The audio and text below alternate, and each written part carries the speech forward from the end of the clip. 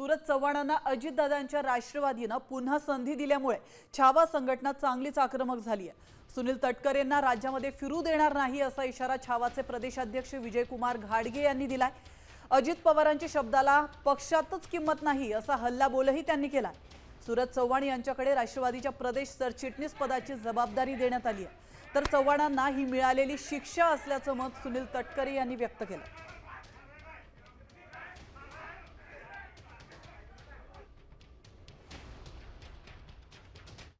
अजित पवारांनी आम्हाला शब्द दिला होता, असे पक्षाचे मूल्य जर कोणी सांभाळत नसेल, मूल्यांच्या विरोधात कोणी काम करत असेल तर त्याला पक्षात स्थान नाही। अजित पवारांनी आम्हाला शब्द दिला होता। तटकरेंनी महाराष्ट्रात फिरून दाखवावा होता।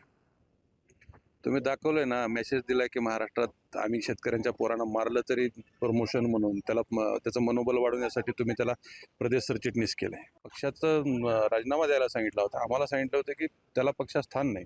मग आम्हाला असं वाटायला लागलं की अजित पवारच त्या पक्षात काही खरं नाही। ही घटना घडली, ती कशामुळे घडली त्याबद्दलच्या इमिजिएट प्रतिक्रिया ज्या द्यायच्या होत्या मी त्याच वेळेला दिल्या। त्याच्या अनुषंगाने राष्ट्रीय कार्याध्यक्षांनी सूरज चव्हाण यांचा राजीनामासुद्धा त्या ठिकाणी घेतला। शेवटी घडलेल्या घटनेच्याबद्दल त्यांना जी शिक्षा द्यायची होती ती दिलेली आहे।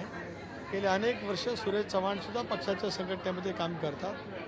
पक्षाच्या कोर ग्रुपने त्यांच्यावरती प्रदेश सरचिटणीस पदाची जबाबदारी विचारपूर्वक त्या ठिकाणी दिलेली आहे। आता isakal.com आहे देशातील नंबर 1 ची मराठी न्यूज वेबसाईट।